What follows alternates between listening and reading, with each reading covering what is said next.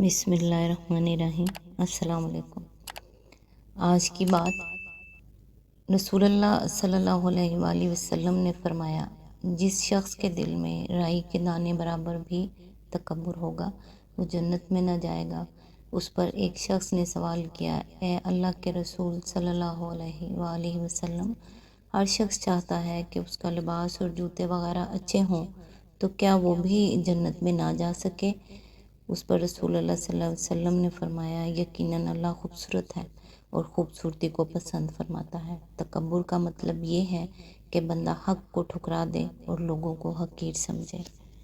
آج انشاءاللہ سورۃ بقرہ کی آیت نمبر 222 سے سٹارٹ کریں گے۔ اعوذ باللہ من الشیطان الرجیم، بسم اللہ الرحمن الرحیم۔ پوچھتے ہیں حیض کا کیا حکم ہے؟ کہو وہ ایک گندگی کی حالت ہے، اس میں عورت سے الگ رہو اور ان کے قریب نہ جاؤ جب تک کہ وہ پاک صاف نہ ہو جائیں، پھر وہ جب پاک صاف ہو جائیں تو ان کے پاس جاؤ اس طرح جیسا کہ اللہ نے تم کو حکم دیا ہے۔ اللہ ان لوگوں کو پسند کرتا ہے جو بدی سے باز رہیں اور پاکیزگی اختیار کریں۔ اس کی تفسیر ہے، اصل میں اذا کا لفظ استعمال ہوا ہے جس کے معنی گندگی کے بھی ہیں اور بیماری کے بھی۔ حیض صرف ایک گندگی ہی نہیں ہے بلکہ طبی حیثیت سے وہ ایک ایسی حالت ہے جس میں عورت تندرستی کی بنسبت بیماری سے قریب تر ہوتی ہے۔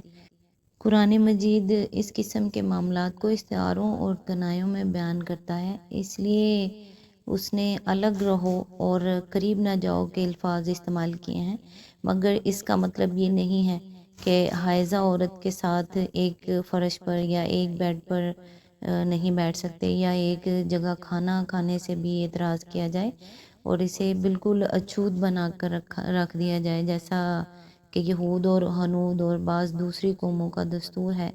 نبی صلی اللہ علیہ وآلہ وسلم نے اس حکم کی جو توضیح فرما دی ہے، اس سے معلوم ہوتا ہے کہ اس حالت میں صرف فعل مباشرت سے پرہیز کرنا چاہیے، باقی تمام تعلقات بدستور برقرار رکھے جائیں گے۔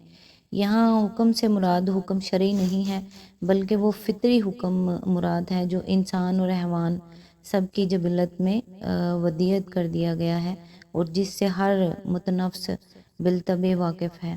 آیت نمبر 222، تمہاری عورتیں تمہاری کھیتیاں ہیں، تمہیں اختیار ہے جس طرح چاہو اپنی کھیتی میں جاؤ، مگر اپنے مستقبل کی فکر کرو اور اللہ کی ناراضی سے بچو۔ خوب جان لو کہ تمہیں ایک دن اس سے ملنا ہے، اور اے نبی صلی اللہ علیہ وآلہ وسلم، جو تمہاری ہدایت کو مان لیں انہیں فلاح و سعادت کا مژدہ سنا دو۔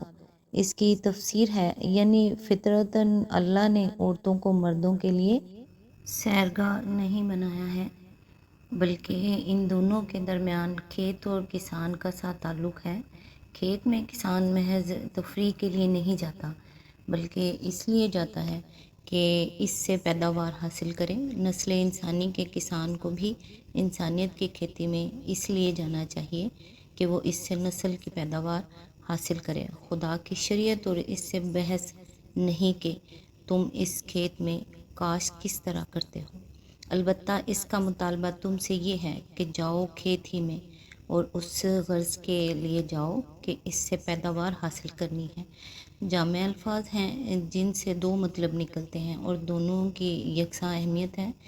ایک یہ ہے کہ اپنی نسل برقرار رکھنے کی کوشش کرو تاکہ تمہاری دنیا چھوڑنے سے پہلے تمہاری جگہ دوسرے کام کرنے والے پیدا ہوں۔ دوسرے یہ کہ جس آنے والی نسل کو تم اپنی جگہ چھوڑنے والے ہو، اس کو دین، اخلاق اور آدمیت کے جوہروں سے آراستہ کرنے کی کوشش کرو۔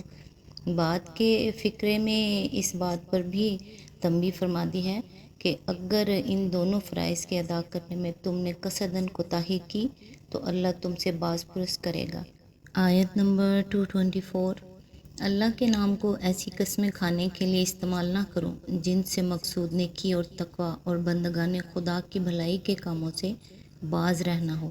اللہ تمہاری باتیں سن رہا ہے اور سب کچھ جانتا ہے۔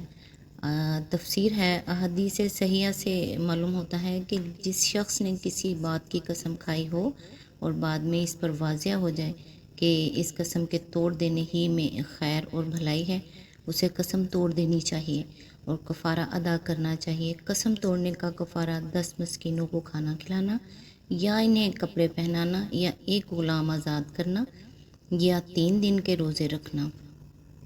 آج تک کے لیے بس اتنا ہی۔ نیکسٹ انشاءاللہ آیت نمبر 225 سے سٹارٹ کریں گے۔